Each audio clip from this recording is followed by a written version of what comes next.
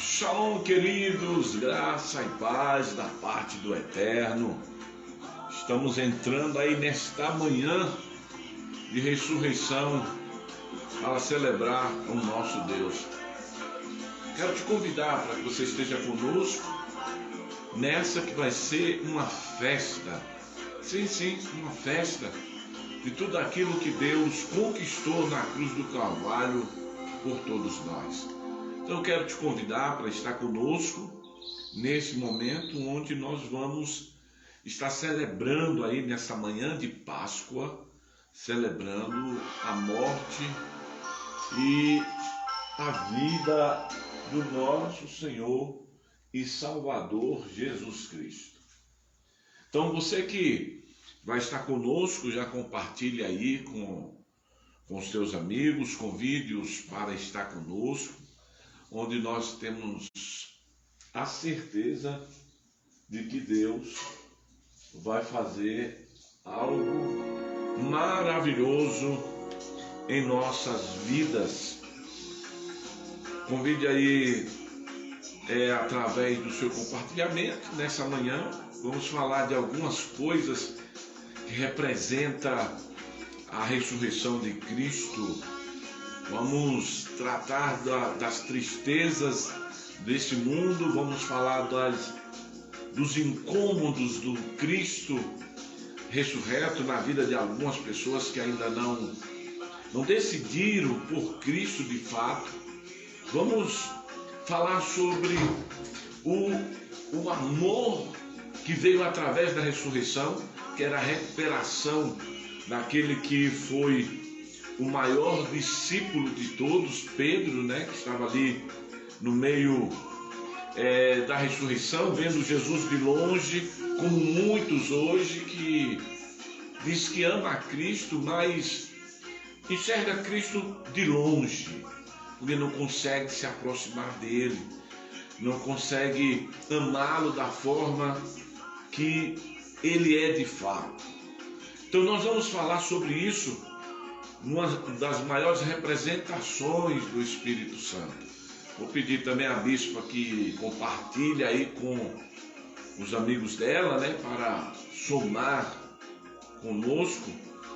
E nós vamos dar início, a esse culto que vai ser um culto de muito milagre da parte de Deus para nossas vidas. Também quero falar que hoje é o primeiro domingo, geralmente a gente faz a ceia. Eu esqueci de avisar sobre a ceia do Senhor, mas eu quero compartilhar com você esse momento de domingo de Páscoa, onde as pessoas estão aí trocando ovos, dando chocolate e não estão dando amor, e é nisso que nós vamos tratar nesta manhã. Como todos sabem, o Salmos 24, ele descreve quem Cristo é e as suas conquistas. Eu botei aqui uma música, Jonas Pereira, Deus abençoe, Jonas. O Salmos 24 fala daquele que venceu, fala da ressurreição, fala dos portais que se abriram depois da ressurreição. Então eu quero convidar você para meditar nesses salmos, para a gente entrar nesta palavra que vai ser o nosso domingo de Páscoa, domingo onde o Senhor conquistou de fato e nos fez enxergar o grande milagre da Páscoa que eu vou tratar nesta manhã com você. Olha o que está escrito em Mateus 24, versículo 1 em diante, diz assim: do Senhor é a terra e tudo que nela existe, o mundo que nele vive. Pois foi ele que fundou e sobre os mares o firmou sobre as águas. Quem poderá subir o monte santo do Senhor? Quem poderá entrar no santo lugar? Aquele, está no singular, que tem mãos limpas e coração puro, que não corre aos ídolos, nem juram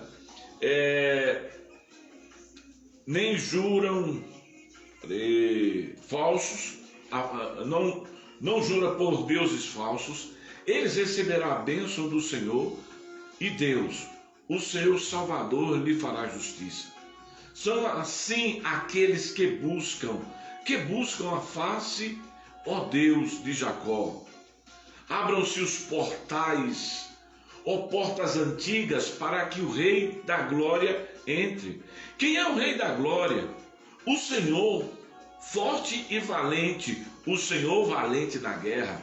Abra os portais, abra-se as portas antigas, para que o Rei da Glória entre. Quem é o Rei da Glória? O Senhor dos Exércitos. Ele é o Rei da Glória.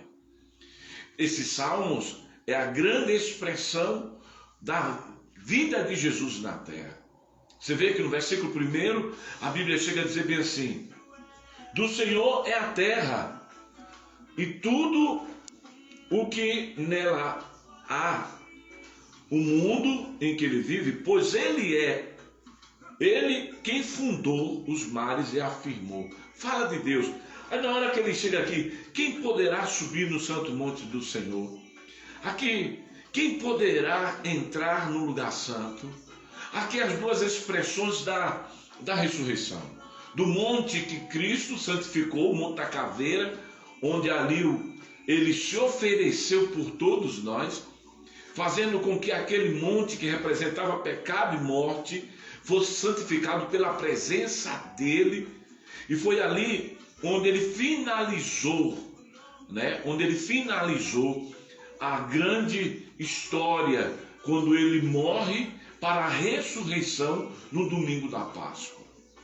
Então, quando ele diz: quem poderá subir no santo monte do Senhor? Quem era capaz de subir no monte da caveira e vencer a morte? Quem era capaz de subir no monte onde todos tinham pavor, subir em paz, sabendo que encontraria ali o Deus vivo e poderoso? Então, quando você olha para essa expressão, esse monte do Senhor, quem poderá subir? O Cristo subiu no monte por você. Foi Cristo que foi ao monte para que você tivesse vida e vida com abundância. Aí ele diz: quem poderá entrar no santo lugar, no lugar da expiação, no lugar onde só o sumo sacerdote entrava? Quem poderá entrar por essas portas e até o Santíssimo e ali oferecer o seu sacrifício, que foi o sacrifício mais limpo, mais puro de todos os sacrifícios feitos pelos sacerdotes? Ele era o sacerdote que entrou no Santíssimo Lugar e ali fez a maior expiação, o Yom Kippur dos judeus. Ele fez ali o Yom Kippur dos gentios. Foi ali onde ele apresentou a sua vida. E aí ele diz bem assim: aquele que tem mãos limpas e puro de coração. Aqui fala da integridade de Cristo, fala do que Cristo fez para salvar aqueles que estavam perdidos. Aí ele diz que não recorre aos ídolos e nem jura por deuses falsos. Se tinha algo que Jesus fazia o tempo todo, era recorrer a Deus e não aos ídolos. Então, tudo que ele prometeu, e aqui fala sobre aquele que jura, aqui fala de promessas, das promessas que ele fez por todos nós, e nenhuma delas caiu, porque ele disse, ele abriu os olhos dos cegos, ele ressuscitou as pessoas, ele curou, ele transformou, mas ainda mais tem um segredo. Porque depois disso tudo, você percebe que depois dessa narrativa do Salmos 24, você vai ver que vem uma coisa interessante. Porque depois dos Salmos, dele apresentar o coração puro, que não jura diante dos deuses falsos, ele diz bem assim, versículo 5, ele receberá a bênção do Senhor. O Deus, o seu Salvador, lhe fará justiça. Então, aí mostra um outro ponto dos mais importantes da Bíblia. Porque quando Cristo estava ali na cruz do Calvário, e no meio do que onde ele estava recebendo a justiça de Deus que viria sobre a vida de todos os homens.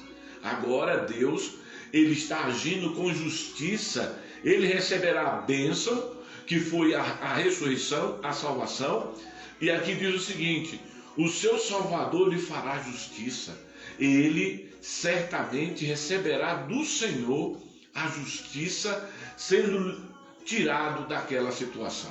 Aí ele vai no final, aí no versículos 8, para a gente sair da introdução, que diz, versículo 7, né? Abram-se, ó portas eternas, abram-se portais antigos, para que entre o Rei da Glória.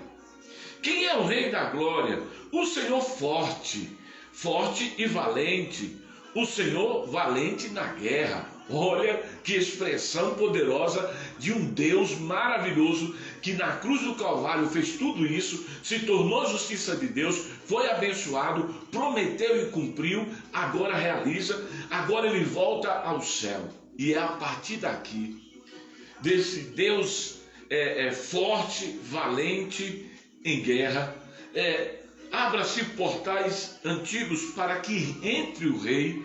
Então você vê, são as expressões do Cristo ressurreto, que não era um fraco. Isaías descreve que Jesus, como uma ovelha, foi ao matadouro, mas em Apocalipse diz que ele era cordeiro e leão. Agora você vê que as três descrições do início que ele era forte, valente, senhor de guerra. Agora diz, abra as portas antigas para que entre o Rei da Glória. O mesmo que Isaías diz lá em Isaías capítulo 9, que ele era o príncipe da paz, agora o príncipe se torna rei. E aí no final diz que esse Rei da Glória, quem é esse Rei da Glória? O Senhor dos Exércitos. Então tem 5 descrições nesse salmo que aponta não para um Cristo fracassado, de uma morte que o levou e o condenou. Não, não é isso que a Bíblia apresenta. A Bíblia apresenta Cristo com as 5 maiores virtudes de alguém que venceu a morte. Então ele foi forte, valente nas guerras. Então não foi só valente na situação que ele enfrentou, mas valente na guerra, pois ele venceu o Rei da Glória. Quem é o Rei da Glória? O Senhor dos Exércitos. Este é o Rei da Glória. Então, numa manhã dessa, o que nós devemos celebrar? Devemos celebrar o Cristo, que ele não é o Cristo morto, mas o Cristo que ressuscitou, com todas as virtudes de um vencedor, com toda a graça de um vencedor. Ele venceu e continuará vencendo. Ele é o Rei da Glória, o Senhor dos Exércitos. Ele ressuscitou e vivo está agora ao lado do Pai. E você vai ver essa descrição lá em João capítulo 21, quando as mulheres, capítulo 20, quando as mulheres que vão atrás de Jesus, e uma delas, que é Maria Madalena, aquela que ungiu Jesus com perfume, ela agora está ali, né? Para ver quem foi que roubou, e ela vê o Cristo, mas não conhece. Ela agora está meio perturbada com a situação do que ela está vendo. E aí ela, de uma hora para outra, ela precisa olhar e diz: onde vocês colocaram? Jesus diz para ela: Maria. Ela diz: Rabone, mestre. Aí agora ela corre para abraçar e diz: não, eu ainda não entrei nos portais antigos, eu ainda não voltei para o lugar, eu ainda não entrei com as virtudes daquele que venceu a morte. Eu ainda não entrei nos céus pelos portais eternos como um Deus forte, como um Deus valente, como um valente de guerra. Eu ainda não entrei nos portais como o Rei da Glória. Eu ainda não entrei nos portais como o Senhor dos Exércitos. Então, ele faz uma das declarações mais poderosas para Maria Madalena. Maria Madalena, que queria ali sim, sabendo que era Cristo, abraçar e senti-lo como um Deus presente. Mas teve que se contentar por um instante. Teve que esperar por um instante. Porque essas virtudes, quem tinha que ver primeiro era o Rei, era o Pai, era o Eterno de Israel. E aí eu quero entrar para falar com você. Quando nós olhamos nos dias de hoje, nós percebemos que muitas pessoas, elas estão vivendo um amor que parece que não uma ameaça no amor que nós declaramos ter a Deus. Você vai ver que Pedro, quando ele estava ali depois da ressurreição, ele apresenta-se com os discípulos. Ele diz para os discípulos: vamos pescar. Eles não haviam pegado nada. Capítulo 21 de João, versículo de número 15. Ele não havia pegado nada. Eles estavam sem nada. Eles estavam apenas com a tristeza. O amor estava ameaçado. Aquela declaração de amor que Pedro dava para Jesus: eu morro contigo, eu vou até a morte contigo, eu luto por ti. Aquele amor está ameaçado por causa como nós vemos hoje no meio dessa turbulência, onde as pessoas elas estão esquecendo de todas as promessas de amor a Deus, estão abandonando, fugindo, voltando-se às velhas práticas. Estamos vendo nesta passagem que Pedro teve que ter um encontro com Jesus após a ressurreição. E esse encontro foi porque o amor que ele havia declarado estava ameaçado. Esse encontro foi porque o amor que ele havia dito para Jesus agora está ameaçado. Nós juramos a Jesus como os discípulos. Logo após o milagre, nós juramos para ele que ficaríamos fiéis. Logo quando ele abriu uma porta de trabalho, juramos para Deus que seríamos aquele que iríamos ser fiéis nas nossas contribuições. Logo quando Deus fez o milagre, juramos para ele que as coisas seriam diferentes. Quando Jesus faz o milagre, a gente faz declarações de amor, declarações poderosas, falamos que confiamos em Deus, falamos que acreditamos nele, falamos que a nossa vida será totalmente dele. Declarações de amor é o que mais existe. Pessoas que estão o tempo todo declarando o seu amor para Deus e esquecendo que esse amor, no meio da tribulação, como a fé, sempre serão ameaçados. Você vê que Jesus ouviu dos discípulos, como ouve de todos nós, uma série de declarações que falamos quando temos um encontro de milagre. Jesus, ele fez algumas observações quando deu o milagre. A mulher que estava ali prego em ato de adultério, essa foi dita para ela: não peques mais, para que as coisas piores não vos aconteça. Essa mulher, ela não pecou mais, se tornou uma grande discípula e foi até o final seguindo Jesus.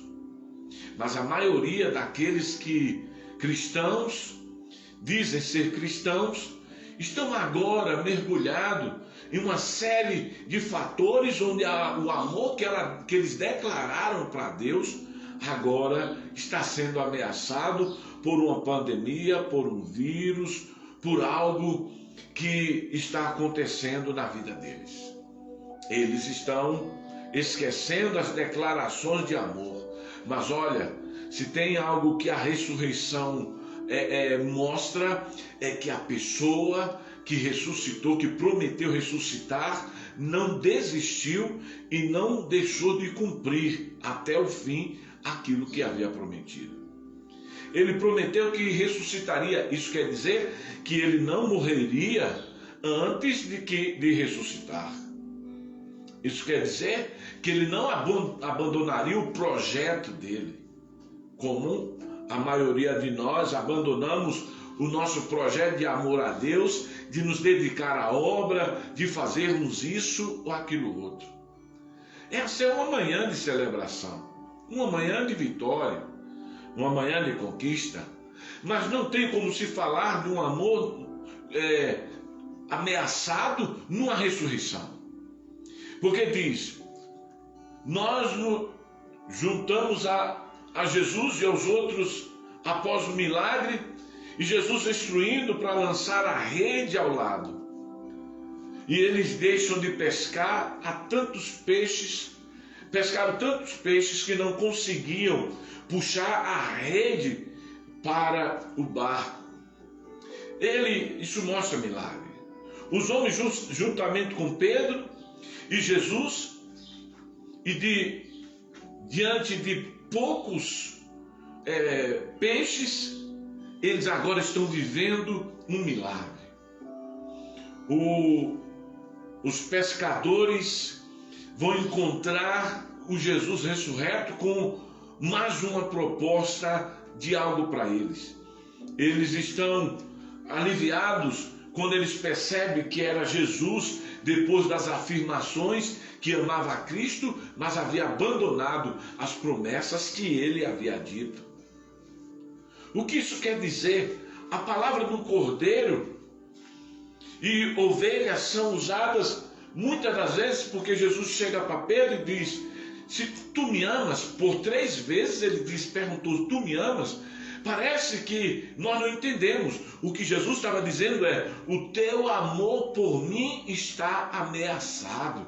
Porque diante da luta você está esquecendo quem eu fui, quem eu sou e que sempre serei.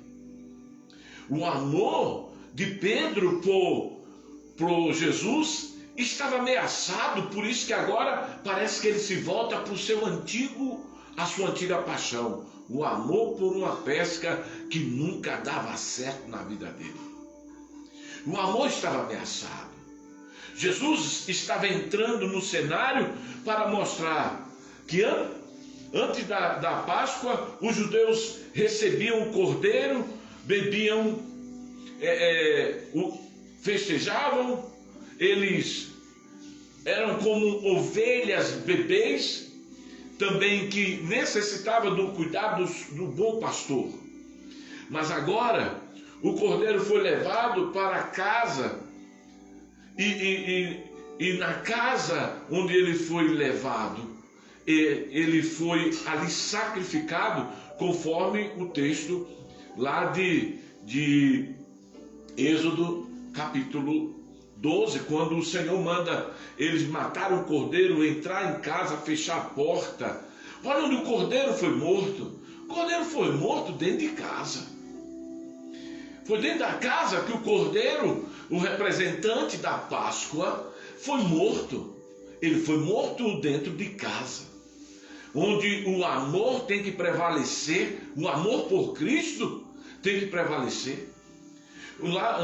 Quando você vai olhar para a Páscoa, lá no livro de Êxodo, capítulo 12, você vai ver que Deus havia dito que o cordeiro tinha que ser com toda a família, teria que ser partido. O cordeiro representava o amor e a união da família. O cordeiro foi morto ali. Jesus agora vai ao encontro de Pedro para mostrar para ele que o amor que ele tinha por Deus, diante de tudo aquilo que ele havia feito, estava ameaçado. Ameaçado por causa das lutas. O que nós vemos é que as pessoas estão deixando o amor que ele tem por Deus ameaçar por causa das lutas. Estamos numa manhã de ressurreição, manhã de festa. Estamos numa manhã daquele cordeiro que morreu para salvar a família, mas ressuscitou. Estamos no meio de aprender que amar aos outros da mesma maneira que Deus nos amou e nos instruiu. Isso é Páscoa. De tomarmos um café da manhã, como Cristo tomou com Pedro, depois de uma noite sombria, de uma noite sem resultado, que novamente Pedro entra no barco para ter uma noite sombria, uma noite de tristeza, porque parece que ele havia esquecido do grande amor e da promessa de Deus. Estamos nos encontrando numa manhã onde Deus está concentrado em sua palavra para demonstrar para todos nós o grande amor e a grande vontade de Deus de mudar a nossa vida. É importante o que Jesus está enfatizando para Pedro. Pedro, tu me ama? Porque o meu amor por você nunca foi ameaçado, mas parece que o seu amor por mim ficou ameaçado diante das lutas que você está enfrentando. Você já não me ama como amava. Você já não me quer como queria. Você já não me deseja como desejava. Você já não faz mais a minha vontade como fazia. Você parece que esqueceu. O seu amor está ameaçado, Pedro? Essa é a pergunta que Jesus faz no domingo de manhã para Pedro. Tu me amas? E Pedro diz, eu te amo, Senhor. Não, então por que você não está fazendo a minha vontade? Você esqueceu do que eu te falei? Você esqueceu do que eu te orientei? Tu me amas? Por que então você não está cuidando? Porque Jesus estava vendo que o amor estava sendo ameaçado. Que era tão importante para Jesus que ele enfatizasse essas necessidades para Pedro, como nesta manhã é tão importante que Deus nos pergunte, se tu me amas, por que você se envolve tanto com teus problemas e esquece que eu estou vivo e que eu prometi que ressuscitaria, que entraria pelos portais eternos, que visitaria as antigas portas, passaria pelos lugares onde o homem comum não entrava, entraria no Santo dos Santos, entregaria a minha vida, porque no Calvário, no monte do Senhor, foi Deus que pegou os nossos pecados e nos fez santo. O que nós vemos nos dias de hoje, na Páscoa, é que Jesus vai até Pedro dizer, Pedro, parece que o seu amor está ameaçado, você parece que não se importa muito comigo. O que Jesus estava dizendo é, o seu destino eterno depende da forma como você me ama. Jesus estava dizendo para Pedro, eu estou vivo, você está vendo, eu cumpri a minha promessa. Então, se você não me amar do jeito que você me amava, quando eu fazia milagre, quando eu fiz milagre na tua vida, o teu destino eterno está ameaçado.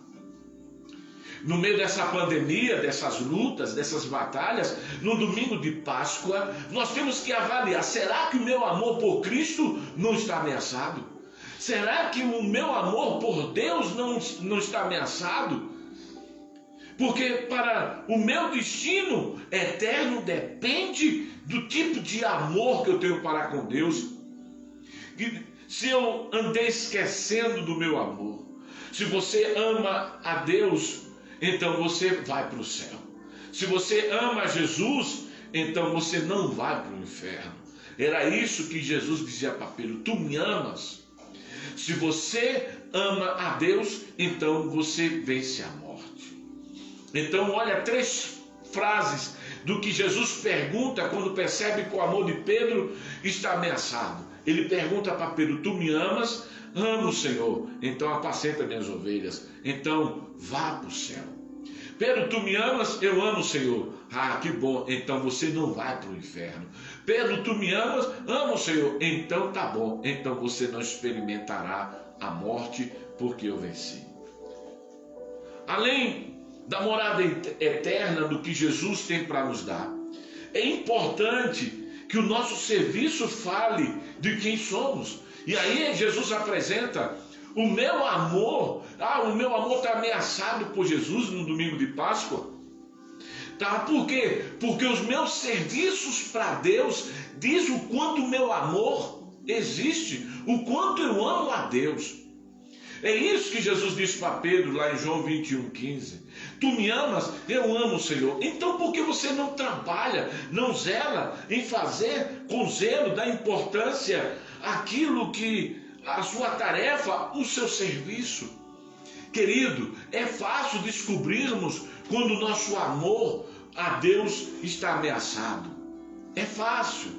É só ver a qualidade do serviço que nós estamos dando para Deus. É só ver a qualidade da fidelidade que nós estamos dando para Deus. É só observar que tipo de verdades o Senhor recebe, que tipo de serviço Deus recebe no meu domingo de manhã. O que nós vemos é que Jesus estava dizendo para Pedro: tu me amas? O teu amor está ameaçado. Mas por que o meu amor está ameaçado? Porque você não está cuidando das minhas ovelhas. O teu serviço está dizendo que o teu amor não é o mesmo amor. O seu amor está ameaçado. Numa manhã como essa, a gente tem que perceber: o meu amor com Cristo está firme? Como eu percebo? Através dos serviços que eu dou para Cristo. O amor de Jesus é tão importante que no livro de Efésios foi acusado, lá quando você vai ler o livro de Éfeso, que o amor de Éfeso foi acusado por eles terem abandonado. Lá nas cartas do Apocalipse, quando Jesus diz: bom, olha, vocês fizeram uma coisa boa, mas uma coisa eu sei: esqueceste o primeiro amor. O amor por Cristo é a ressurreição. O amor por Cristo é a garantia. Quando abandonamos o amor que temos, quando abandonamos aquilo que Jesus espera, o nosso amor está ameaçado. A igreja que ama a Deus estão em condições, mesmo em luta, mas estão em condições favoráveis.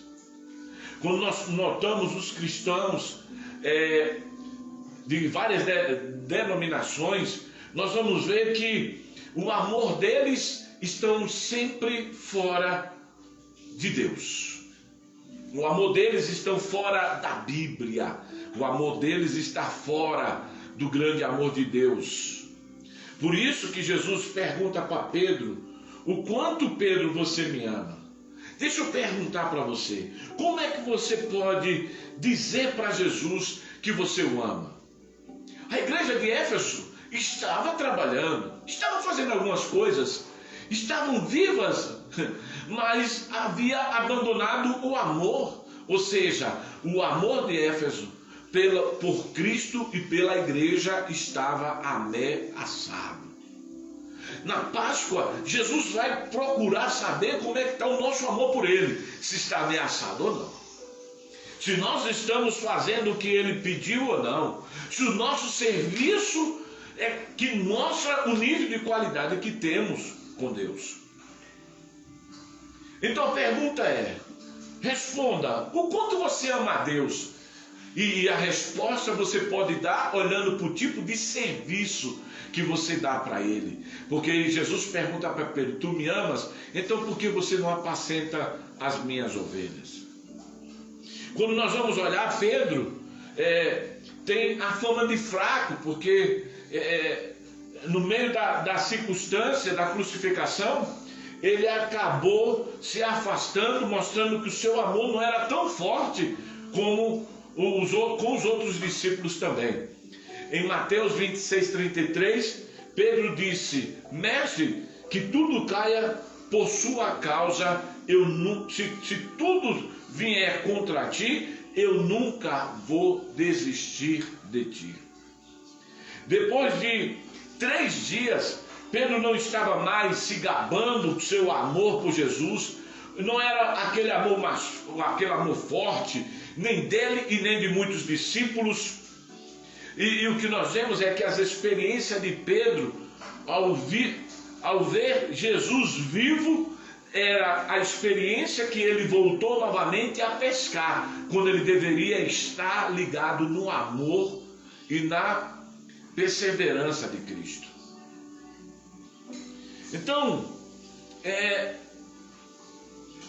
o que nós temos que perceber? Jesus simplesmente deu para Pedro a melhor captura de peixe, ou ele pescou mais do que o que ele deveria. Jesus mostrou o amor dele, dando para Pedro novamente uma quantidade de peixes que era a necessidade dele, mesmo fugindo. Então você vê que o amor de Deus transborda em meio às nossas circunstâncias.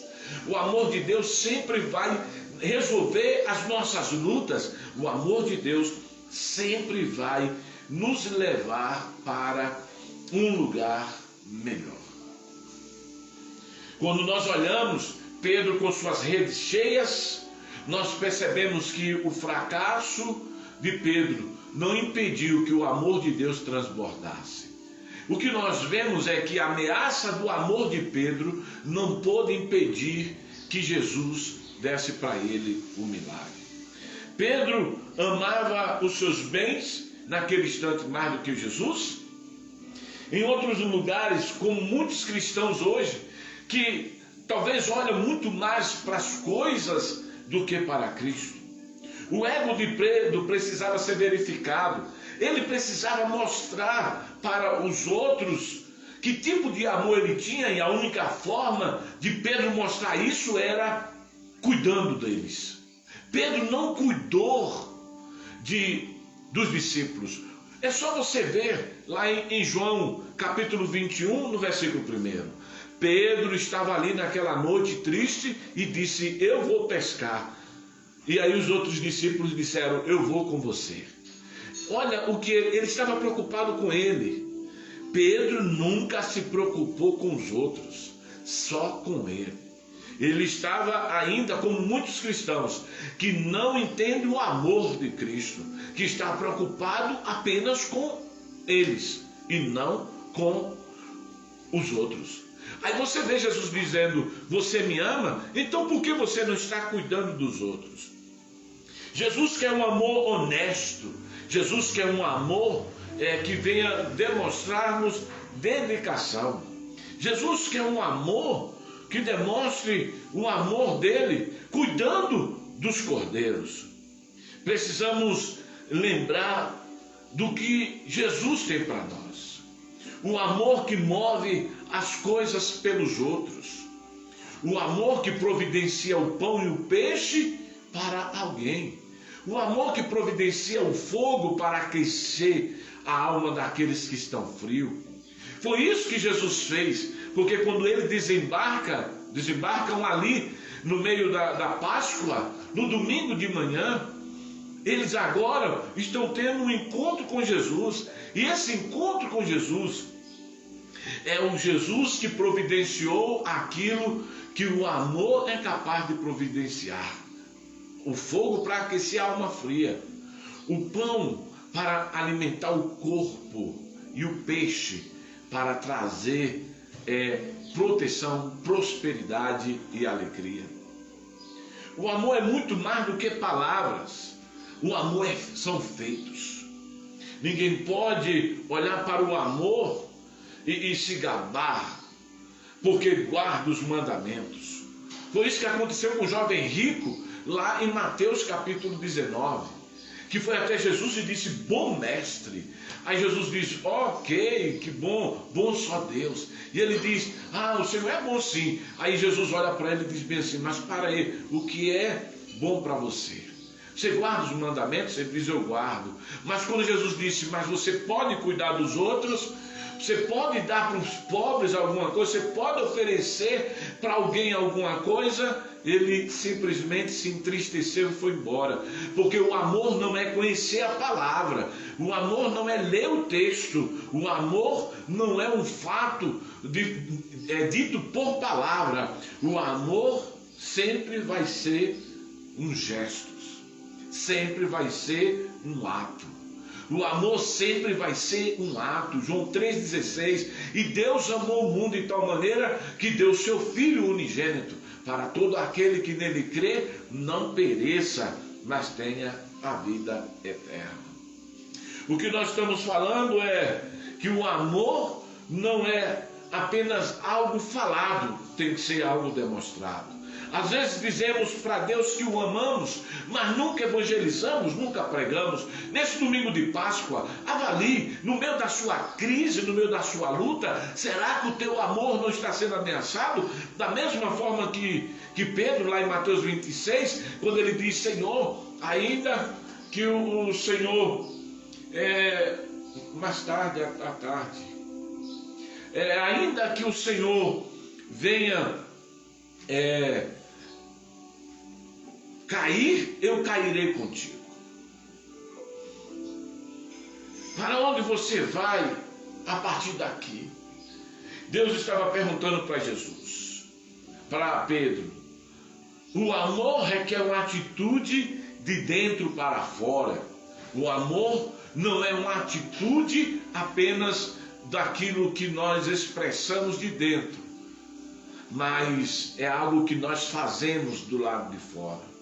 O amor de Jesus não era apenas de dizer que amava os outros. Ele amou de tal forma que deu sua vida. O amor reconhece o seu objetivo. Quando Jesus amou, e o foco do nosso amor é demonstrar para Deus através dos outros. Quando estamos totalmente empenhados em dedicarmos o nosso amor numa Páscoa como essa, não dando ovos para as pessoas, mas dando amor, dando a palavra. Não apenas abraçando, mas cuidando e dando atenção devida. Quando que o seu amor está sendo ameaçado.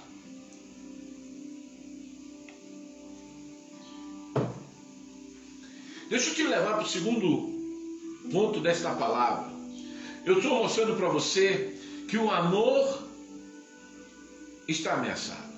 Agora, eu vou mostrar para você o caminho da tristeza daqueles que ainda não tiveram um encontro, que esquece das promessas, e numa manhã de Páscoa como essa, elas estão tristes em vez de estarem alegres. Quando nós vamos ver em João 14, versículo 6, diz: eu sou o caminho, a verdade e a vida, ninguém vai ao Pai a não ser por mim. Jesus estava dizendo que os solteiros estão tristes, angustiados, mas eles ainda não entenderam que o plano de Deus não é que eles estejam só. Deus disse: não é bom que o homem esteja só. Então, se não é bom da parte de Deus, não é bom da sua parte. A questão é que muitas das vezes nós estamos tristes porque parece que a promessa de Deus não se cumpriu em nossa vida. Mas olha, a ressurreição é a forma mais concreta de um Deus que é capaz de nos fazer vencer. Nós precisamos entender o que é ressurreição. O que é Páscoa? Quando nós vamos ler em João, capítulo 20, eu queria ler com você, Evangelho de João, capítulo 20,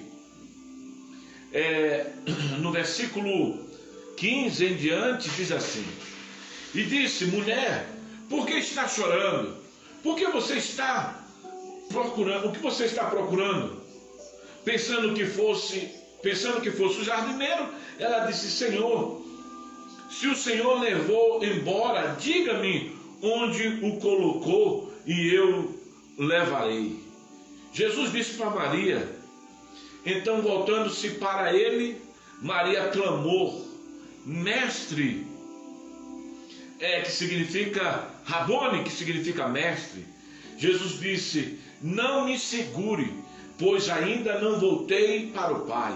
Vai, porém, aos meus irmãos e diga, eu estou voltando para o meu Pai, o Pai de vocês, para o Deus de vocês, para o meu Deus e para o Deus de vocês.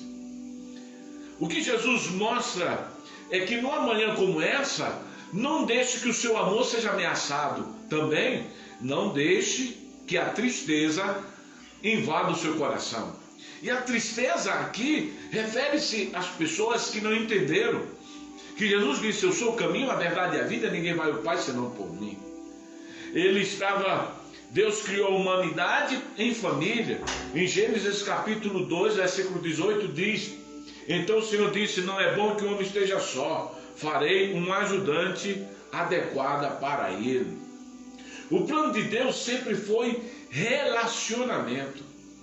Relacionamento era o que estava no plano de Deus. Deus sempre quis que as pessoas estivessem em relacionamento com Ele. E Ele então fez as pessoas com esse objetivo. Quando nós vamos ler em Hebreus capítulo 2, versículo 7, a Bíblia nos diz, você fez um pouco menor do que os anjos, mas o coroou de glória e de honra. Então Deus não nos fez por fracasso, e todas as promessas numa Páscoa como essa não é para nos entristecermos, mas para termos a certeza que o Deus que fez o Cristo para a ressurreição é o Deus que prometeu e vai cumprir tudo o que prometeu. Então, se Ele prometeu que não é bom que o homem esteja só, não é bom. Se Deus prometeu que vai nos dar uma vida abundante, vai nos dar vida abundante. Ah, mas por que então eu estou num domingo desse, numa séria necessidade, não consegui dar ovo para ninguém, ovo de Páscoa, não consegui nada? Ei, você conseguiu tudo, porque Cristo ressuscitou. E por Ele ter ressuscitado, Ele cumpriu a promessa que havia nos dado. E as outras promessas também. Nós já temos o sim e o amém dele. É o que está escrito. Deuteronômio 31, Deus promete estar conosco. Deuteronômio 31, 6 diz, seja forte e corajoso, não tema, não te apavore, pois eu sou o Senhor, seu Deus, que vai com você, e Ele vai te deixar, não te deixará desamparado. Uau! Essas são promessas, essas são vitórias, essa é a forma de Deus dizer no domingo de Páscoa, com a ressurreição dele, que o que Ele prometeu, Ele vai cumprir. Deus não deixa de cumprir o que prometeu. Então olha só, não permita que o teu amor seja ameaçado e não viva um domingo de tristeza porque você não está vendo a promessa. Deus está convosco. Jesus aparece no meio do cenário dizendo, Pai seja convosco. Ele aparece no cenário do nada, dizendo para as pessoas, para com as suas guerras, para com as suas tristezas. Há um plano de Deus para os seus filhos permanecerem nele. Olha o que está escrito em João capítulo 14, versículo 3, diz o seguinte, e se eu for preparar um lugar para vocês, voltarei e os levarei para mim, para que vocês também estejam onde eu estou. Que promessa num domingo de Páscoa desse. Deus quer nos levar para onde Ele está. E Ele voltou. E quando Ele voltou, Ele levou os corações das pessoas para certezas. No domingo de Páscoa, numa manhã dessa de Páscoa, nós temos que entender que o que tem que prevalecer é: para aí, eu estou no mesmo lugar que Cristo está. Cristo agora está assentado à direita do Pai, e todo aquele que recebeu Jesus como Salvador, hoje pode assentar-se no mesmo lugar que Ele está. Então Páscoa é estar no mesmo lugar que Cristo está. Ressuscitou, venceu a morte, e Ele nos dá o direito: quem crê em mim, ainda que esteja morto, viverá. A promessa de Deus numa Páscoa como essa é que Ele nos leve para o mesmo lugar que Ele está. Agora eu lhe pergunto: Jesus está sentado em fracassos? Não. Jesus está sentado em derrota? Não. Jesus está sentado nos medos? Não. Jesus está sentado na tristeza? Não. Onde Jesus está sentado? Na alegria do Senhor, porque a alegria do Senhor é a nossa força. Onde é que Jesus está sentado? Jesus está sentado no perdão, que nos perdoou, que nos purificou. Onde é que Jesus está sentado? Ele está sentado à direita do Pai, assistindo a Deus, intercedendo por nós. E mesmo quando nós entramos na presença dele, ele nos diz que o Espírito Santo, quando não temos palavras para expressarmos como nos convém, o Espírito de Deus intercede por nós com gemidos inexprimíveis. Numa manhã de Páscoa, não é manhã de tristeza e nem de se ver o seu amor ameaçado. Não, é uma manhã de alegria. Precisamos entrar nessa semana falando sobre o túmulo vazio. O túmulo vazio. Esta é a semana do túmulo vazio. É a semana do cumprimento das promessas. É a semana das ressurreições dos sonhos, das ressurreições da vida. Precisamos entrar esta semana voltando a nossa atenção no momento em que Maria Madalena entrou, e quando ela olhou, viu que estava tudo vazio. E Jesus, que havia ressuscitado, ainda no primeiro dia da manhã, na Páscoa, quando viu que ela estava triste, ela simplesmente confundiu com o jardineiro, porque sempre vai ser assim. Quando estamos tristes por não termos as promessas de Deus cumpridas, sempre confundiremos Jesus com algo que parece. Mas parece que Deus não se importa comigo. Parece que Deus não me ama. Parece que as coisas para mim é tudo difícil. Parece.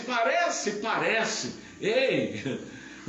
No domingo, a sua tristeza não pode fazer Deus parecer com nada. Parece que tudo para mim é com muito esforço. Tudo para mim, meu Deus, é difícil. Parece que um azar entrou na minha casa. Parece que um demônio se levantou no meu trabalho. Parece que o dinheiro não me ama. Parece que a saúde saiu da minha vida.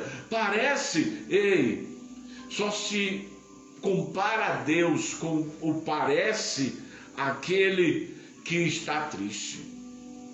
Aquele que está triste Jesus parece com tudo. As promessas de Deus na vida de muitas pessoas estão apenas parecendo. Por isso que Maria Madalena, no meio da sua tristeza por uma decepção, por não ter prestado atenção no que ele disse, que o anjo mais na frente vai dizer, antes disso, no versículo um pouco antes, vai dizer o seguinte: o anjo aparece para Maria e as mulheres de manhã cedo, versículo 13, e lhe perguntou: por que vocês estão chorando? Levaram embora o meu mestre, respondeu, e eu não sei onde puseram. Nisso ela voltou-se, é um pouco mais abaixo, desculpe, aqui. Maria, porém, ficou na entrada do sepulcro chorando, e quando chorava, encurvou-se para olhar para dentro. Versículo 12, e viu 2 anjos brancos sentados onde estava o corpo de Jesus na cabeceira e perguntou: onde vocês colocaram? Onde vocês o colocaram? Ela viu o sepulcro vazio, mas viu o anjo lá. Elas viram que o anjo estava ali. E aí você percebe que eles estavam apavorados. E quando ela vira no versículo 14, ela viu Jesus, mas achava que era um jardineiro. Eu não sei o que está aparecendo. Esse encontro da ressurreição de Cristo descreve um efeito que tira, que parece que tira o foco das pessoas de Cristo. Esse efeito do dia da morte e da ressurreição vai desafiar-nos a focar-nos novamente em Cristo e em todas as suas promessas, porque senão ficaremos tristes dizendo o que ele parece. Em João 20:11, mas Maria ficou chorando do lado de fora da tumba. Enquanto chorava, abaixou-se para dentro da tumba e viu 2 anjos vestidos de branco sentados onde o corpo de Jesus jazia, na cabeceira, um e o outro nos pés. E disseram a ela: mulher, o que você está chorando? E ela disse: eles levaram o Senhor e eu não sei onde puseram. Tendo dito isso, ela viu Jesus de pé e não sabia que era Jesus. Não sabia que era Jesus. Olha novamente o versículo de número 15. Nós vamos ver que ela não percebe que Jesus era o Cristo. Precisamos começar a dar uma olhada melhor nas nossas dúvidas, porque as nossas dúvidas seguem junto com a palavra chorar, buscar ou suposições. Quando nós olhamos a palavra dúvida, ela tem apenas, nessa palavra, três palavras de dúvida que estão no meio desse versículo 15, que é chorar, buscar, me diga para eu ir buscar, e suposições. Não havia aqui certeza. No domingo de Páscoa não tem que haver tristeza, porque a tristeza só existe porque há uma dúvida palhando nosso coração. Por que você está chorando, mulher? O que está levando você a chorar? Maria Madalena aparece em todos os evangelhos. Alguns destacam Maria que Jesus expulsou os demônios. O nome de Maria implica-se nela em Magdala, da cidade do mar da Galileia. Maria está ao pé da cruz, junto no túmulo. Ela está lá no pé da cruz e ela está lá no túmulo. Ela está em todos os cenários. Ela ouviu Jesus falar que iria ressuscitar. Ela poderia ter sido uma mulher, não só uma mulher que tinha muito dinheiro, mas ela também poderia ter sido e foi uma grande discípula de Jesus, que foi a primeira a pregar para os discípulos que Jesus havia ressuscitado, e eles foram correndo até lá. Ela foi a primeira a compartilhar as boas novas, e chamada pela primeira vez de evangelista. Ela fez o que Jesus falasse com ela primeiramente. Jesus nos muda, e isso é verdade. Amanhã de Páscoa mostra um Jesus que muda, que pega uma mulher que era uma mulher que havia talvez aquela mesma dos demônios que foram expulsos, uma mulher que para muitos desorientada, porque derramou um perfume também sobre ele, uma mulher que talvez desprezada, mas quando chega numa manhã de domingo, Aqueles que não ouviam a voz dela, a palavra dela, agora está ouvindo, porque Páscoa é uma manhã de mudança. Mesmo frequentando continuamente, aquela mulher estava levando as suas características ruins, mas numa manhã como essa, Jesus mudou a história dela.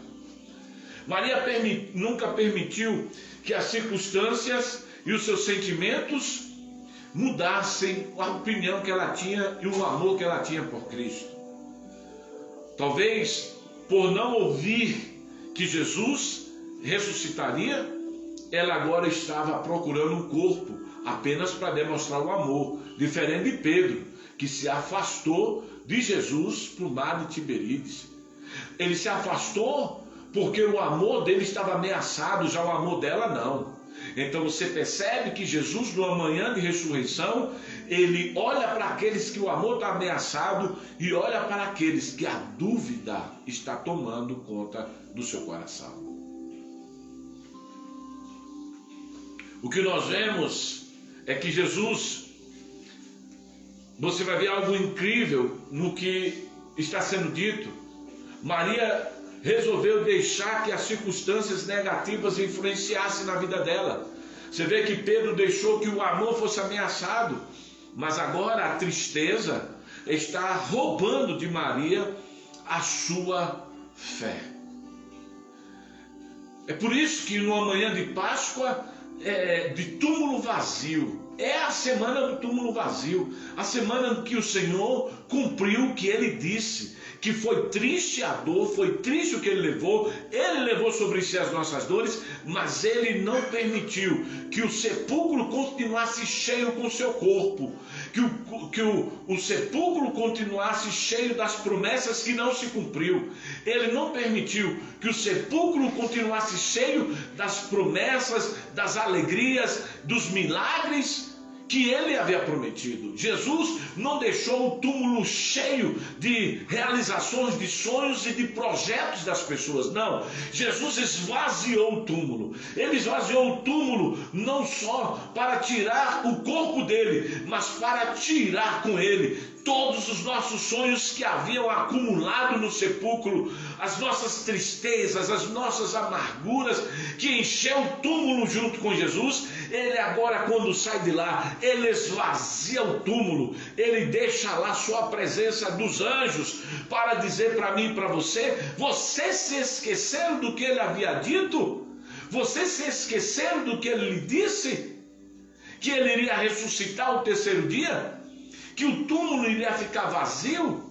Que agora nós não podemos mais olhar para os nossos sonhos enterrados? Agora nós já não podemos mais olhar para os nossos desejos enterrados? Nós não podemos olhar para a nossa saúde enterrada, para a nossa prosperidade enterrada? Porque Ele esvaziou todos os sepulcros e tirou todos os sonhos e todas as realizações. Agora o sepulcro está vazio, porque o Cristo que ressuscitou, Ele não só ressuscitou o seu corpo, mas ressuscitou os nossos sonhos, as suas promessas e os nossos milagres. Maria não prestou muita atenção em algo que Deus estava fazendo. Era como se fosse um triângulo. Ela ignorou a mensagem da ressurreição, como muitos ignoram hoje, trazendo para as pessoas não um amor real, mas trazem para as pessoas um amor ameaçado. Um amor ameaçado é aquele que egoísta. O amor ameaçado é aquele que olha para si e não olha para todos. O amor ameaçado. O amor ameaçado é aquele que diz: eu vou pescar, que não se importa com a mensagem da ressurreição, que não se importa com a mensagem da vida, de um túmulo vazio, de um Deus que arrancou tudo do túmulo. É hora de nós nos concentrarmos nos fatos. Maria se recusou a ver com esperança por causa da tristeza. O que nós vemos é que o pessimismo cega as pessoas das suas verdades. Quando nós olhamos num domingo como esse, onde as pessoas ameaçadas pelo coronavírus e pela morte, elas simplesmente viraram pessimistas, e os pessimistas são cegas das verdades de Deus. Maria não viu Jesus, Maria não viu esperança. Bem, ela estava de frente dele, mas não conseguia vê-lo. Porque assim, a tristeza, a nossa falta de confiança pelo Mestre, nossa falta de confiança pelo que Ele nos prometeu, sempre vai nos levar ao pessimismo. E mesmo diante das oportunidades, da alegria, do milagre, não vamos conhecer, porque perdemos a esperança, ignoramos a promessa da ressurreição, ignoramos a promessa do túmulo vazio, ignoramos a promessa da ressurreição dos sonhos, da ressurreição da prosperidade, da ressurreição das alegrias.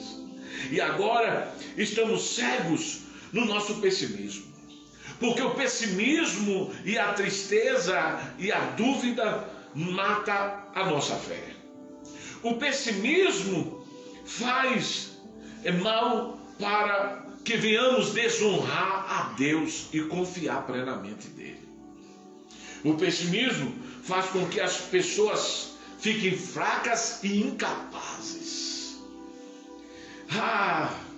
O que nós vemos numa manhã como essa é que as pessoas estão se sentindo fracas e incapazes de vencer. Fracas porque não acreditam na promessa da cruz. Fracas porque não acreditam no favor de Deus. Fracas porque não acreditam que Deus vai fazer o que prometeu. É um desafio para nós encontrarmos uma boa pessoa que seja pessimista. Uma pessoa de fé que seja pessimista. Uma pessoa de realizações que seja pessimista. Uma pessoa de milagre que só duvida. Nós somos responsáveis pelo que pensamos. Maria escolheu a pensar nas coisas que deveriam, em suposições. Perceba que eu falei das 3 coisas que estão por trás de uma tristeza. Nós precisamos o choro, né? Precisamos entender o choro, buscar e suposições. Maria escolheu ficar vendo sua vida espiritualmente sendo drenada, porque ela estava triste e não prestou atenção.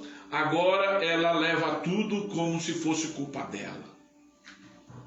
É fácil ver as pessoas focadas nas negatividades. As pessoas olham sempre para as coisas ruins.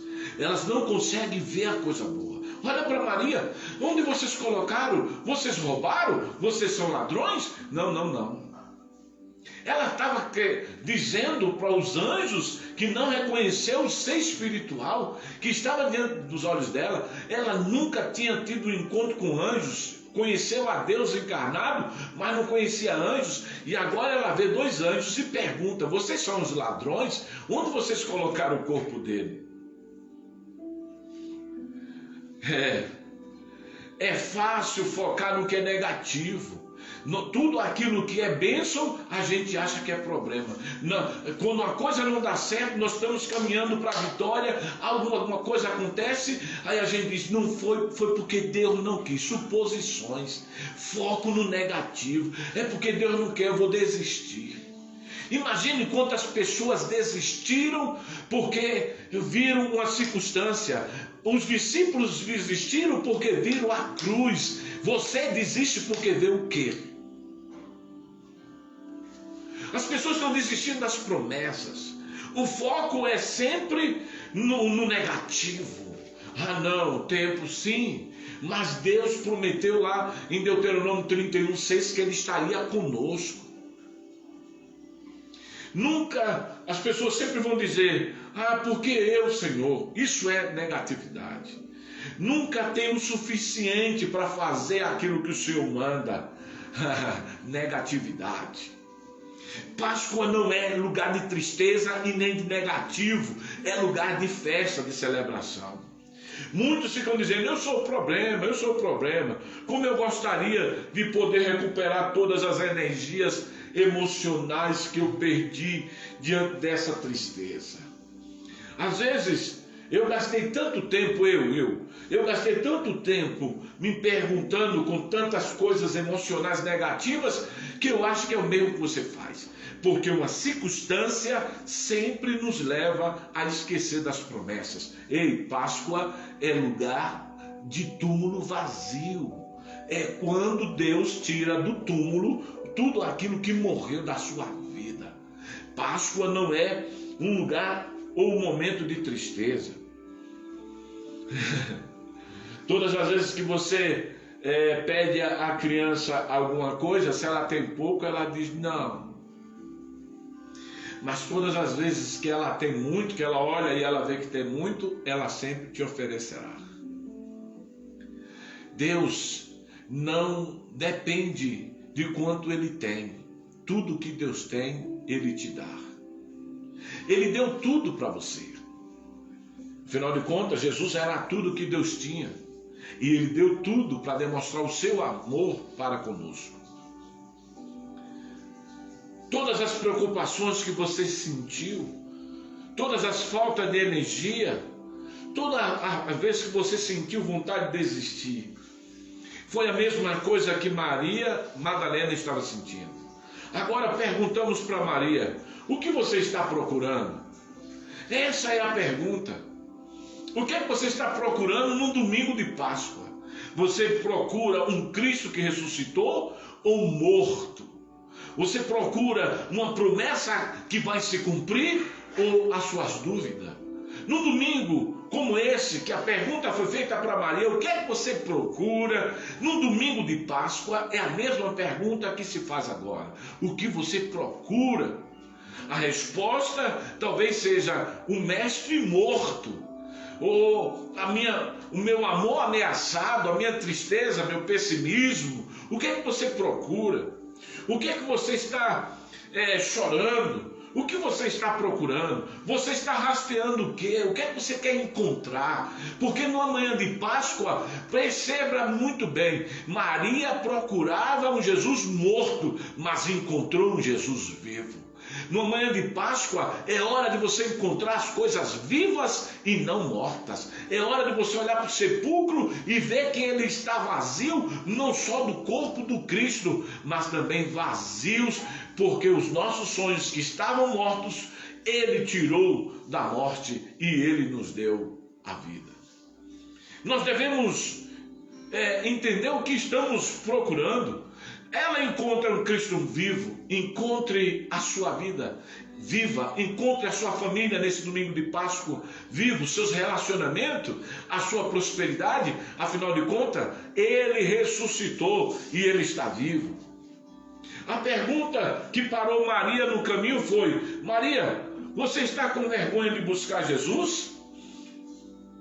Não, Maria amava Jesus. Não era isso que estava impedindo, não era o amor de Maria. Maria não era igual Pedro, que abandonou Jesus. Maria amava, mas Maria não ouviu o que Jesus havia dito: eu vou ressuscitar. Coisa que os discípulos, principalmente Pedro, Tiago e João, ouviram constantemente: eu vou ressuscitar. Maria amava Jesus, e no amor que ela tinha por Jesus, ela não estava preocupada em encontrar um Jesus morto, mas ela encontra um Jesus vivo. Ela estava procurando um corpo que estava em decomposição. Ela não estava procurando um corpo glorioso. Preste atenção. Não procure um corpo em decomposição, um sonho em decomposição, um milagre em decomposição. Procure algo glorioso.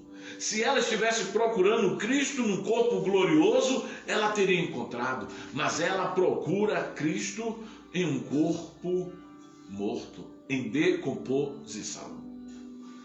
O que você está procurando? Buscar conhecimento? Uma remuneração? Vou procurar Cristo. Quem encontra Cristo encontra a vida. Ele disse: eu sou o caminho, a verdade e a vida. Ele disse: eu sou o pão vivo que desceu do céu. Ele disse: eu vim da vida e vida com abundância. Nós não precisamos buscar os conhecimentos, as remunerações.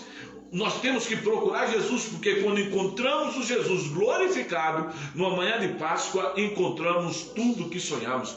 Afinal de contas, ele diz lá em João 6,33, buscai primeiro o reino dos céus e a sua justiça, e as demais coisas ele te acrescentará. Maria não buscava conhecimento ou remuneração, ela buscava Jesus. Se você está gastando muito tempo procurando coisas que não vai encontrar fora de Deus, você só está perdendo tempo. Vai para Deus e você encontrará tudo o que você não precisa procurar. Eu vou repetir: vai para Deus e você encontrará tudo o que você não precisa procurar. Em Efésios Isaías 55, versículo 6 diz: buscai o Senhor enquanto se pode encontrar, invocai-o enquanto ele está perto.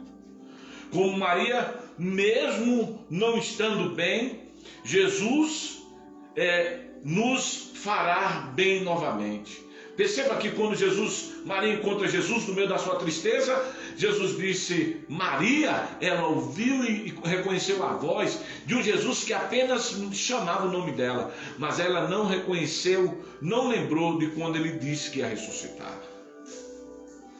Das lágrimas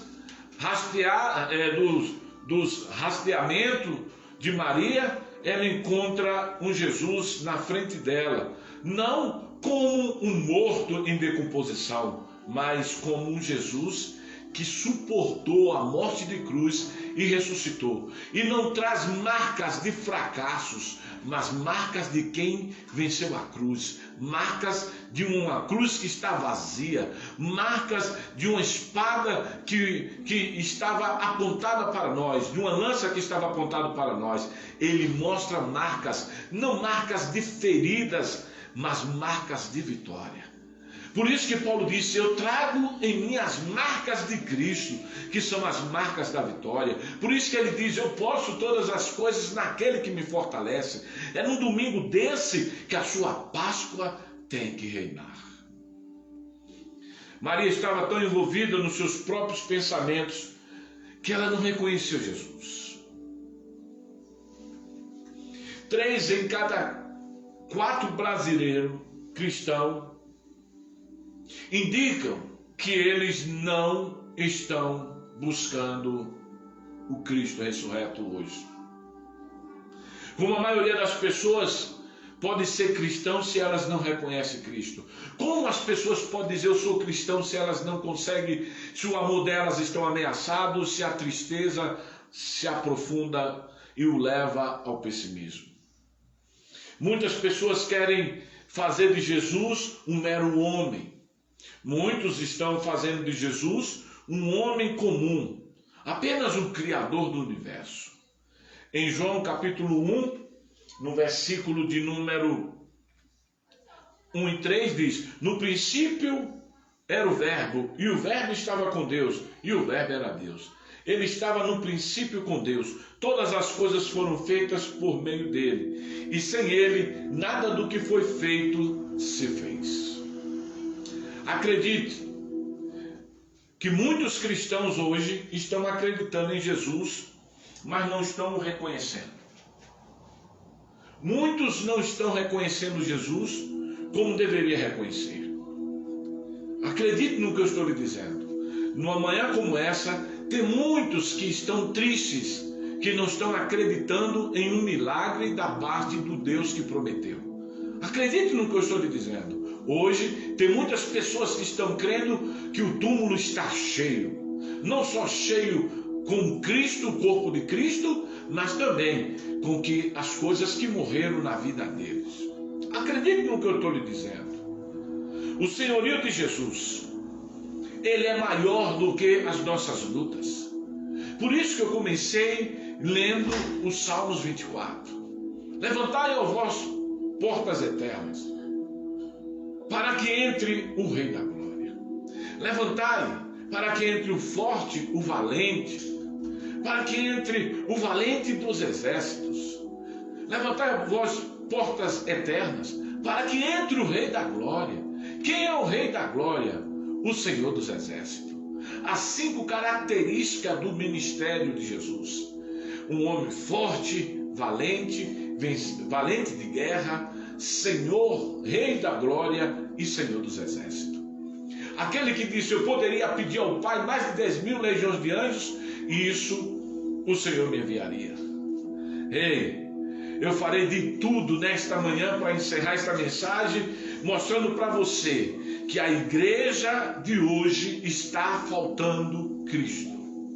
O amor da igreja está ameaçado. O amor que a igreja tinha quando via os milagres estão ameaçados. O amor, a tristeza e a falta de fé pelo milagre está ameaçado. Apocalipse capítulo 16, versículo 19 diz: em seu manto, em sua coxa, tem escrito: Rei dos Reis e Senhor do Senhor. Jesus é o Rei e o Senhor acima de todos. Só Jesus consegue perdoar os nossos pecados. Atos dos Apóstolos nos diz, capítulo 4, versículo 12: não há salvação em nenhum outro, pois não há nenhum outro nome nos céus dado entre os homens pelos quais devemos ser salvos. Ele é o Senhor, o Deus, o Redentor. Ele não é um jardineiro. Não temos que chamá-lo de jardineiro e nem chamá-lo de você. Temos que chamá-lo de seu Senhor. Afinal de contas, Ele é Senhor dos senhores e Rei dos reis. Não temos que chamá-lo de jardineiro. Soa como rebeldia. Não temos que chamá-lo como um você, um qualquer. Temos que chamá-lo de Senhor. Afinal de contas, onde é que está o seu senhorio? Isso mostra que a igreja não reconhece que Jesus da Páscoa é a ressurreição, é aquele que venceu a morte, que não se deve ser chamado de jardineiro nem de você. Onde você colocou? Não é você, é Senhor. Afinal de contas, mas isso é intimidade. A intimidade de chamar um jardineiro, Jesus de jardineiro. Que tipo de fé nós temos? Será que a palavra de Deus está sendo esquecida? Que Páscoa é essa? Onde nós vemos que o amor dos crentes estão se esfriando e que as suas dúvidas e o seu pessimismo tomam conta, porque nunca ouviu falar que Ele é Rei dos Reis e Senhor dos Senhores. As pessoas querem negar a identidade de Jesus. Elas não sabem que Deus estava com Jesus e diante dele, Jesus disse: aquele que nega o meu nome, eu negarei o teu nome diante do Pai. Jesus está dizendo que aquele que deixa de confessar quem ele é de fato, ele também não dirá para Deus quem essa pessoa é de fato. Maria percebeu que aquele que estava diante dele era o Senhor, o ressurreto. E o que ela estava pensando mudou radicalmente. Ela tira as suas lágrimas, joga fora as suas dúvidas e ela abraça a verdade. Ela cria expectativa, ela muda a sua teologia de achar que Jesus pode ser chamado de qualquer coisa. Não, agora ela volta para dizer mestre, Senhor. Ela agora não chama mais Jesus de jardineiro, porque as lágrimas que trouxeram um choro, que fez ela viver o pessimismo, a tristeza de não acreditar na promessa, agora está sendo mudada. Isso é Páscoa. Páscoa é quando o nosso amor é fortalecido. Tu me amas? Então faz a minha vontade. Tu me amas? Então busca-me. É vivo e não morto. Tu me amas? Então creia e não duvide. É hora de nós enxugarmos as nossas lágrimas e encontrar a verdade. Jesus disse: eu sou o caminho, a verdade e a vida. É hora de nós largarmos os pensamentos ruins e acreditarmos: o túmulo está vazio. Como pessoas, nós precisamos demonstrar para Jesus qual é o nosso caráter. O que significa para mim Jesus hoje? O que significa para você Jesus? O que dizer das pessoas que se dizem otimistas, mas na hora das circunstâncias elas abandonam o seu otimismo. Diz que são otimistas, mas quando estão diante de uma luta, a sua cabeça baixa. Quando foi a última vez que uma tristeza transformou a sua vida e Cristo entrou e transformou em alegria? Isso tem que ser todos os dias, porque Salmos 30, versículo 5 diz: o choro pode durar uma noite, mas a alegria vem ao amanhecer. Todo dia, o dia tem que ser de alegria, porque afinal de contas, Jesus transformou as nossas vestes de cinza em veste de louvor, em veste de alegria. Qual foi a última vez que o Espírito Santo de Deus e a sua palavra o levou a um lugar que você nunca tinha chegado? Nós precisamos prestar atenção. Na ceia do Senhor, nós nos inclinamos para receber o Senhor Jesus. Na nossa convenção, nós aceitamos Cristo, prometemos amar Ele. No meio das lutas, precisamos mostrar confiança, ouvir a promessa: o túmulo está vazio, lá não tem mais os meus sonhos mortos, porque eles foram ressuscitados. Precisamos ler o que a Bíblia diz: todos quanto receberam deu o direito de serem feitos filhos de Deus. Isso nos mostra que no início da nossa caminhada, Cristo nos fez filhos e não adotivos. Nós somos filhos, somos tão importantes quanto os judeus, então nós não precisamos seguir o que os judeus fazem lá. Nós precisamos seguir o que Jesus fez, porque nós somos filhos quando recebemos Ele. Colossenses capítulo 2, versículos 6 e 7 diz: portanto, assim como você recebeu a Cristo Jesus, o Senhor, ande nele, arregado e edificados nele, estabelecido na fé, assim como você foi ensinado, abundando em ação de graça. Às vezes parece que nós estamos vivendo um período de esterilidade, apostasia.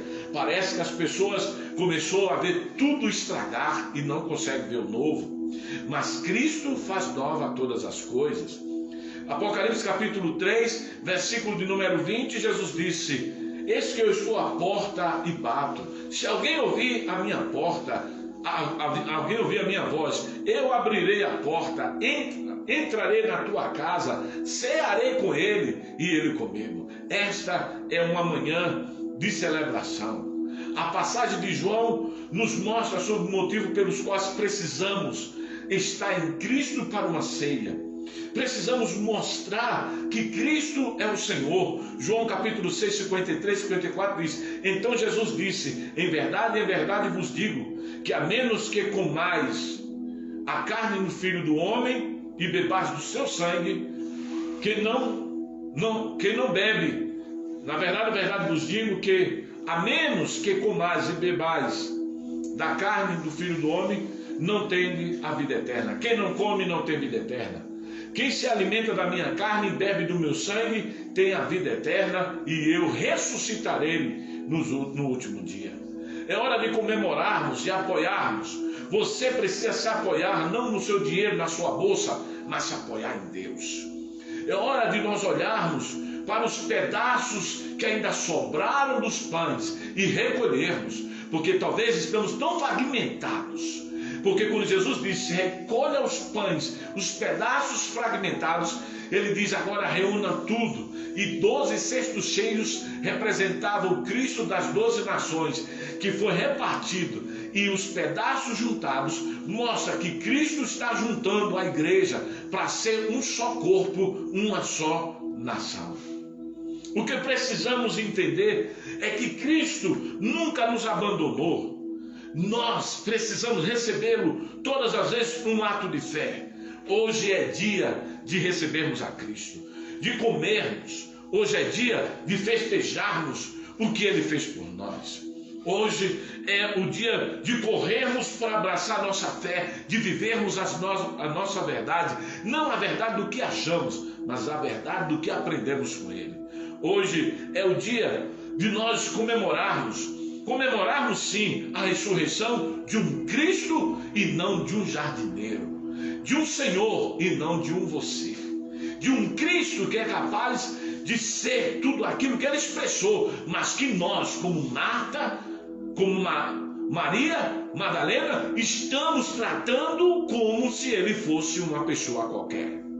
É hora de nós nos voltarmos para Cristo. Ele não perdeu a sua santidade. Ele é o mesmo ontem, hoje e eternamente. É hora de nos voltarmos. Porque só a nossa fé é capaz de perdoar os nossos pecados. Só a fé é capaz de nos salvarmos. A fé nele. Não mais precisamos nos comportar como um fraco, como um simples, como um condenado. Não, afinal de contas, ele nos ressuscitou. Ele já entrou pelos portais. Ele já purificou as mãos e o coração está limpo. Ele fez o que ele disse que ia fazer. Não é um ato de nós rejeitarmos o Cristo por ele ter morrido. As pisaduras dele não mostram que ele morreu, mas que ele venceu. As marcas de Cristo são marcas de quem venceu. Os vasos estão vazios, os vasos de perfumes ficaram vazios porque não conseguiram ressuscitá-los, não conseguiram ungir. As túmulas ficaram vazias naquele grande dia. Até o ladrão que morreu naquele dia teve a oportunidade de ressuscitar com ele. O sonho do ladrão que estava morto por ele ter abandonado o sacerdócio, ter se enveredado pelos caminhos daqueles que olhavam para Jesus como uma pessoa qualquer, como filho do carpinteiro, agora ele tem os seus sonhos. Quando Jesus ressuscita do sepulcro, ele ressuscita com o sonho do ladrão que pediu para estar com ele no paraíso. Ele ressuscita e leva agora. O túmulo está vazio. Os perfumes dos vasos foram quebrados. E agora o bom perfume de Cristo incendeia a igreja numa manhã de ressurreição e numa manhã de alegria. Você tem que estar disposto a viver o dom gratuito de Cristo, que é a salvação. Você tem que estar disposto a receber tudo que Cristo tem nessa manhã. Ei, não ameace o seu amor para com Cristo. Deixe de lado a sua dúvida, a sua hipocrisia. Eu tenho a terceira parte desta mensagem, à tarde com você na ceia, que eu esqueci de anunciar a ceia. Mas à tarde, aí por volta das 5 da tarde, eu estarei aqui com você para celebrar a ceia e falar a terceira parte desta mensagem, que eu quero te levar para um encontro com a ressurreição. Eu quero mostrar que na ressurreição Deus escolheu o seu povo para presenciar a sua ressurreição, e eu quero mostrar para você que a felicidade acontece na ressurreição. Então, eu quero mostrar esses dois pontos para dar para você o caminho. E não esqueça de algo que eu vou lhe dizer. Os incômodos da sua vida só serão tirados quando você acreditar que Cristo ressuscitou e Ele estará te abençoando. Vamos falar com Deus. E mais tarde eu termino o terceiro ponto e nós vamos servir a ceia do Senhor com todos vocês. Prepare o seu pão, suco de uva, e nós vamos ter um domingo de túmulos vazios, um domingo onde Cristo ressuscitou os nossos sonhos, junto com Ele fomos ressuscitados. Falamos com Deus. Pai, muito obrigado por esta manhã. Já celebramos dizendo que nada vai ameaçar o nosso amor para contigo. Nos alegramos porque deixamos nessa manhã o pessimismo, deixamos nessa manhã as dificuldades, as tristezas e abraçamos o teu amor. Queremos pedir que os nossos olhos sejam abertos não para ver jardineiros, não para olhar para um Cristo você, mas para um Cristo Senhor. Não para olhar para um Cristo príncipe, mas para um Cristo Rei. Abre os nossos olhos e faz o nosso coração se alegrar, porque as nossas dúvidas foram arrancadas, a nossa tristeza foi destruída e a alegria já se pode ser vista em nossos rostos, em nossas vidas. E nós celebramos a Ti, ó Cristo. Celebramos porque o Senhor ressuscitou dentre os mortos. Celebramos porque o Senhor é o Rei dos Reis e o Senhor dos Senhores. Celebramos ao Senhor por todas as coisas que o Senhor fez em nossas vidas. E Te bendiremos todo momento da nossa vida. Obrigado pelos milagres. Que mesmo quando os nossos corações não estão se alegrando, mesmo quando nós não estamos celebrando no coração, mas o Senhor está nos dando vitória. Nos abençoa nesta manhã para que possamos contemplar o Senhor em nome de Jesus. Amém e amém, Jesus.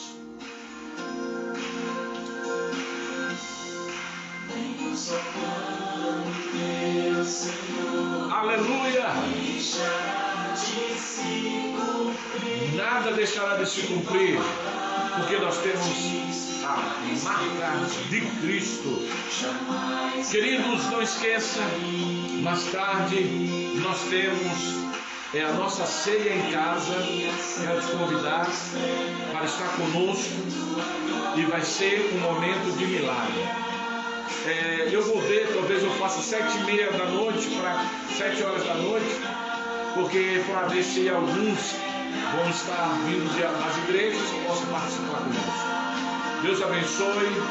Essa é a marca do Cristo em mim e nós celebramos porque temos essa marca de Cristo. Deus te abençoe. Até mais tarde na Santa Ceia em casa, com a segunda parte desta palavra, a Páscoa do túmulo vazio. Que Deus te abençoe em nome de Jesus. Até mais tarde, se o Senhor disser sim. Até lá, em nome de Jesus.